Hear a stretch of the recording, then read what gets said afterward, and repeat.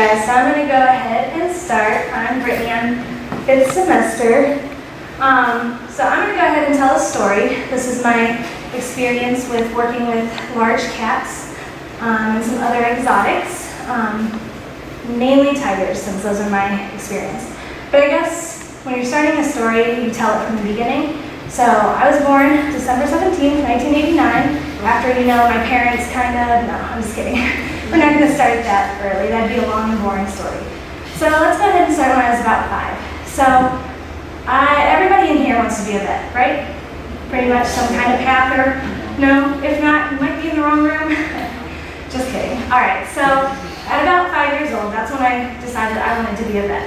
And when you're 5, you're like, hey, I want to save every animal. It doesn't matter if it's a dog, cat, giraffe, bear. You just want to save any kind of animal you can.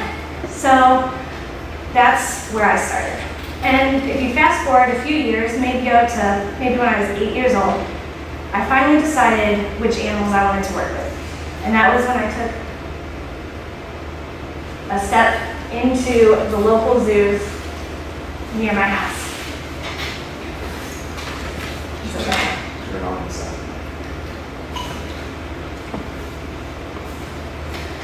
So the Akron Zoo is my local zoo, and when I first took a step into this zoo, I realized that's where I wanted to focus my veterinary career on. I wanted to work with all the exotics there. And when you go into a zoo, there's so many animals. When I first walked in, I was like, hey, I'm not going to be able to pick a favorite animal. I mean, all these animals are here, they're wonderful, but that changed the moment that I came to this enclosure.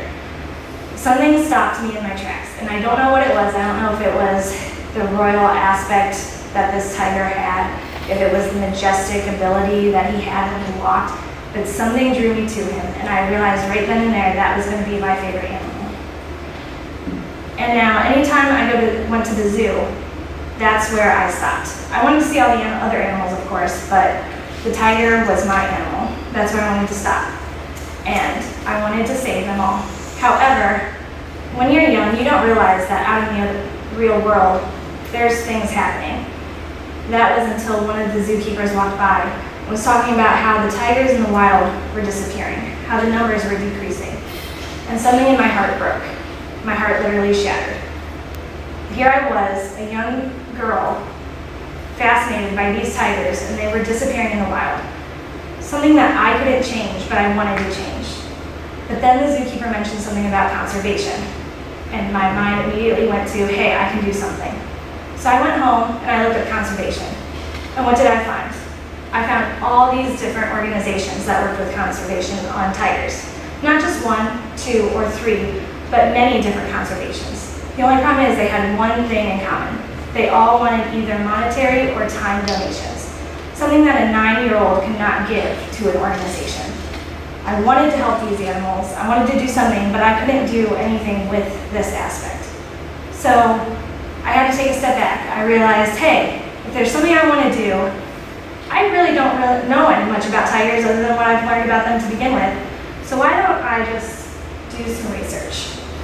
And what does a student do when they want to do research? They hit the books first.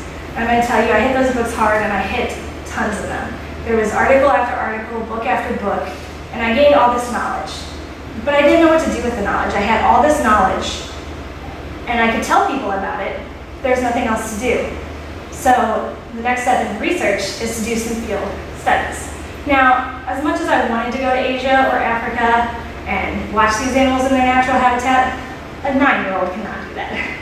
So the best next step would be to go to the zoo and observe these big cats in their environment there. Although it's not their natural habitat, it gives me something. So I spent years just going to the zoo, looking at the different aspects of the tigers, the large cats, pretty much any animal, connecting dots. And once I did that, I was able to come up with pretty much my own, I guess you can say, scientific paper. Although I couldn't publish it, it was something that I had done myself. But then I had to think, I have all this information, all these observations, all it is just pretty much words on paper. So what can I do?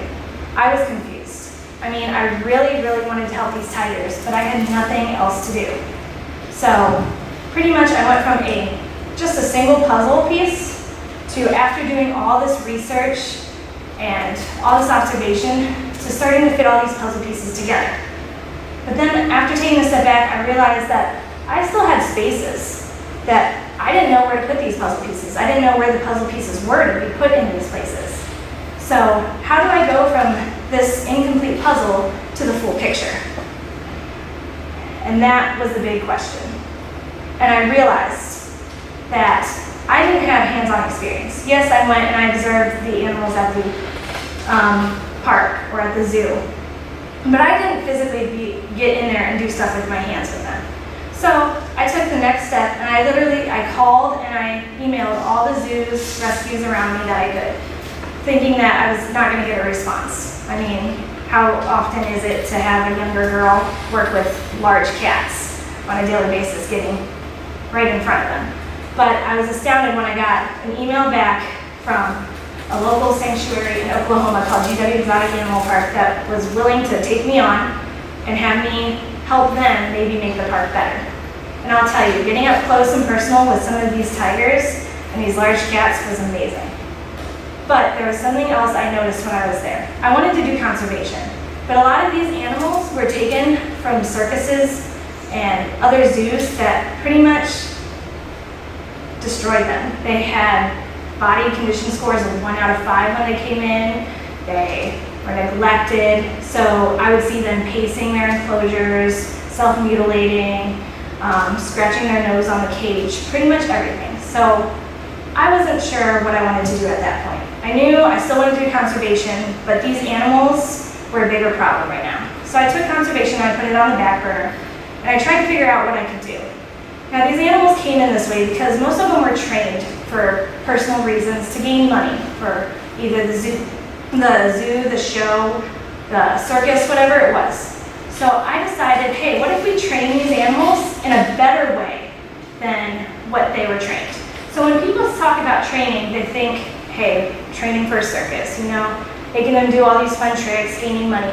But that's not what I'm here to talk about. That's not what I wanted to do. I wanted to train them in a way that could better them and us as staff that work with them in a positive way. And so the training that I'm talking about is like presenting paw or targeting with the different tigers. Now, this may sound just like common tricks of the trade, but presenting paw can be medically beneficial, especially with this one. I know it's a bear, of course it's not a big cat, but this bear came to us in a state from a circus that the BCS was definitely 1 out of 5 and would pace the entire time. When we started working with him, we got him to present paw because he was self-mutilating and was tearing up his paw. When we actually got him to put his paw in the cage, present it every day for us, we were able to assess it. Was it getting better? Was it getting worse? Did it need more medical attention? Something that we could do without stressing the animal out by knocking it out, sedating it, however we needed to get to it. It also, in the long run, we found out that helping work with them, training them, decreased the time they spent pacing their cage because they had something to do, something that they liked doing. So the training that we did, we focused on the medical aspect. Stuff like this lion, we were trying to get it to, it's called paw pointing, where you pretty much get it to place its paws in the correct position so you can take an x-ray or do an ultrasound with the animal awake. That way, every time you need a picture of the abdomen or something, you don't have to sedate it. You don't have to anesthetize it every single time. Something that they can train, get them to do something that is medically beneficial for them and us, such as drawing blood from a tail. Something simple, but it changes everything. So I spent pretty much most of my years going to the different zoos, helping them on training regimens, just giving them some things to think about and things to do. But I still had that aspect of conservation. It was on the back burner, and I wanted to bring it to the forefront now. I mean, I still wanted to do it. That was my life's job. Like, that's what my dream was. But then I got to thinking, after I took a step back, I realized everything that I had done had been conservation. I mean, starting young age, a kid, learning about the big cats, being able to present information on the big cats, moving to actually medically helping the big cats in a way. Although it might have been on a small scale, a zoo here or there, in the long run, those zoos are going to reach out to other zoos, and hopefully that chain will continue.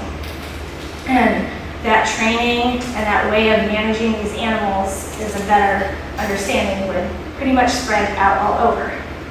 So I took this 5-year-old kid that wanted to become a vet, wanted to save all these tigers, and through the molding, sculpting, breaking of all the things that I've done over the past 20 years, I changed that person into somebody who is very close to following her dreams. Somebody that can pretty much take one more step and hopefully, in the long run, help the world out. And I won't lie, being able to handle the cubs that come with it for conservation is also a bonus. Thank you.